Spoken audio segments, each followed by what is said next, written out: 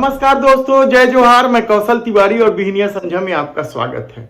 छत्तीसगढ़ में अभी सरकार बने 3 माह भी नहीं हुए हैं, यानी चंद माह में ही भारतीय जनता पार्टी के विधायक नेताओं में सत्ता का नशा सर चढ़कर बोलने लगा है। और हालत यह है कि उन्हें ना तो लोक लाज की चिंता है और ना ही इस बात का भय है कि प्रशासन उनकी गलतियों पर कार्रवाई करेगा। ये सरकार हमारी हम जो चाहें वो कर सकते हैं।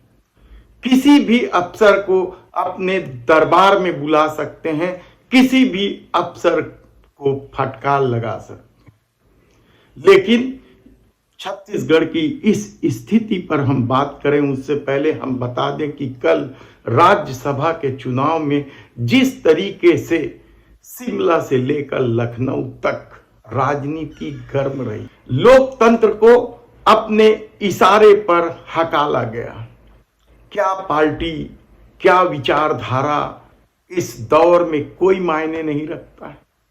सिर्फ सत्ता की ताकत साफ तौर पर कल चुनाव में दिखी कि किस तरीके से मोदी सरकार सब कुछ अपने अनुकूल कर लेना चाहता है। कांग्रेस मुंह देखते रह गई तो समाजवादी पार्टी भी अवाक रह गई।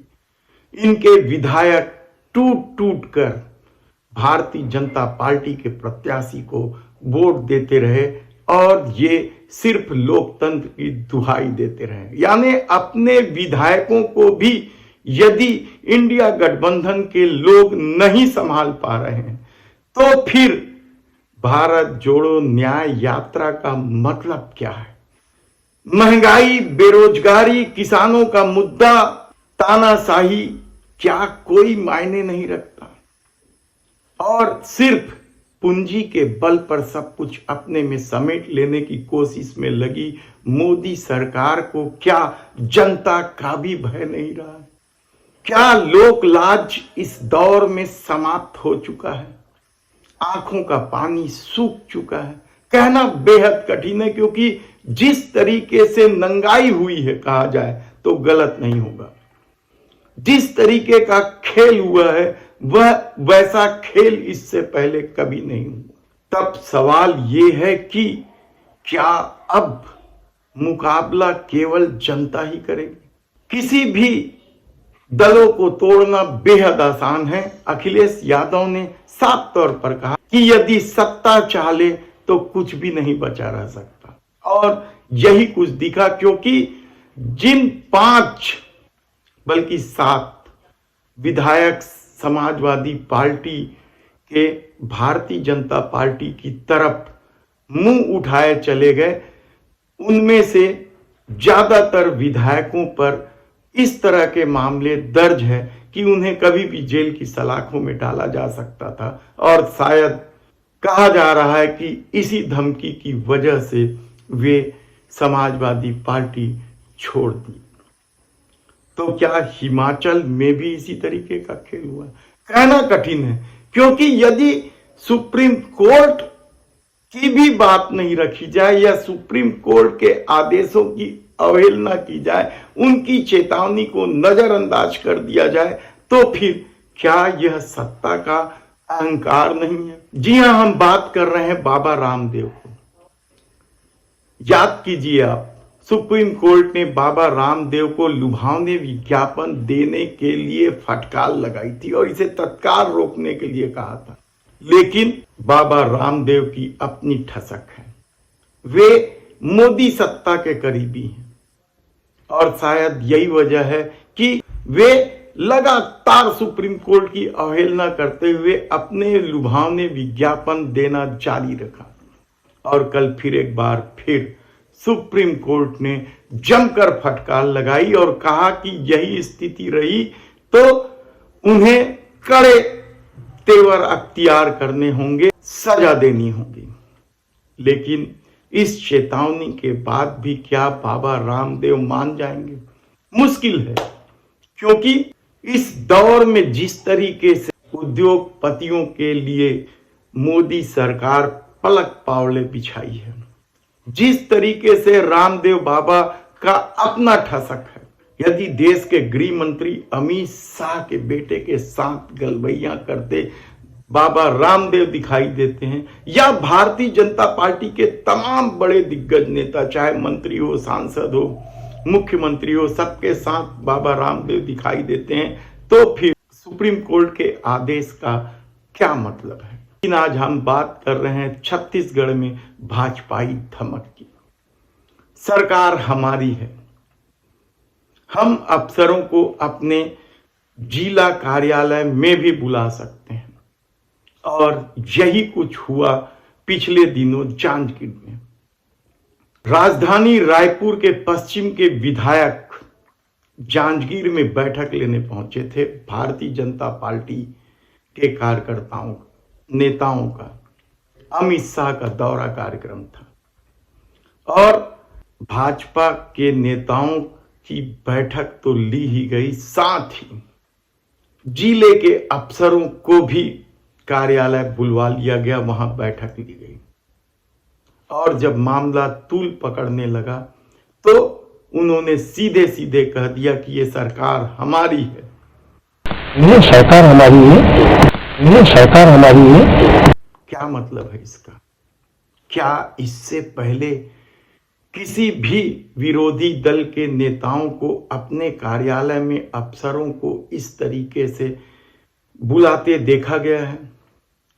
लेकिन सरकार भारतीय जनता पार्टी की है, विधायक राजेश मूणत भारतीय जनता पार्टी के हैं, और सत्ता की अपनी ठसक और धमक है। उन्हें इस बातों से कोई परवाह नहीं कि कौन क्या कहता। उन्होंने बकायदा बैठक ली, और जब पत्रकारों ने सवाल उठाए तो सीधे सीधे कहा कि ये सरकार हमारी है, हमें देखना है। अमित शाह गृह मंत्री हैं देश के, ये सरकार हमारी है। उनसे चर्चा करना, व्यवस्था करना, कैसे आएंगे वो, देश के गृह मंत्री जी आ रहे, उनकी सुरक्षा से लेकर के हर विषय में चर्चा होगी। देश के गृह मंत्री हैं भाई, इसमें क्या बात? यानी क्या कुछ खेल हो रहा है। तो उनके द्वारा अनावश्यक दबाव बना करके सारे प्रशासनिक अधिकारियों की बैठक लेना,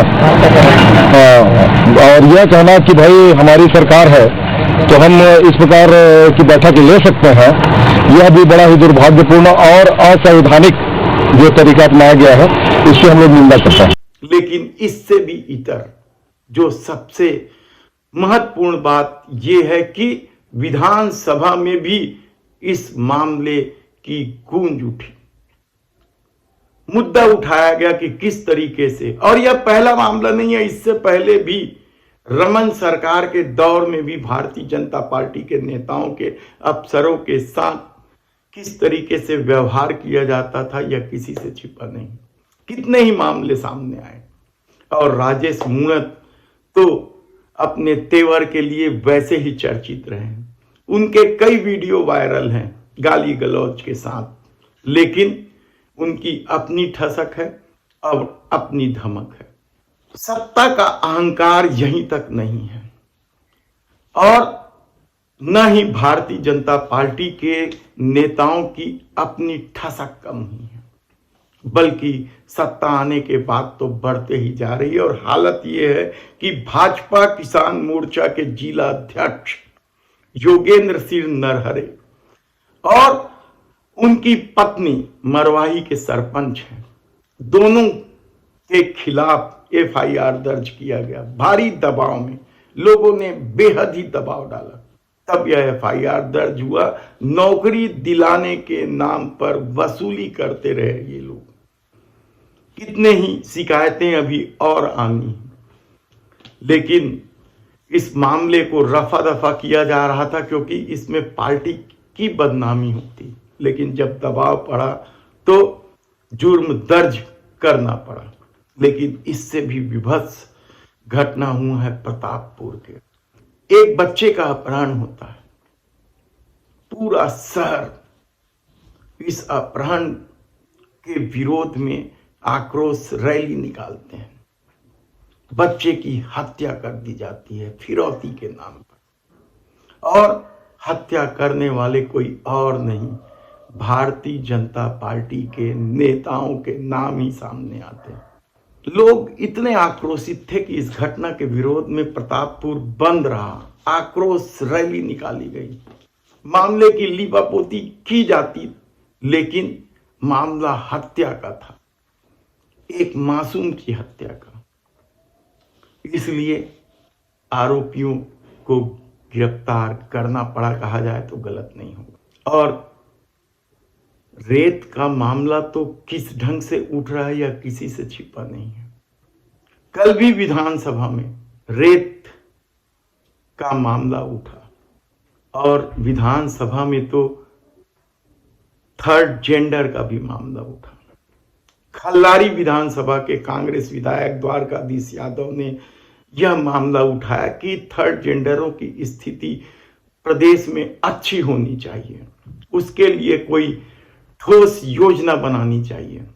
उन्होंने अपनी बात बड़ी बेबाकी से रखी, थर्ड जेंडर की तकलीफों को सामने रखा सरकार के।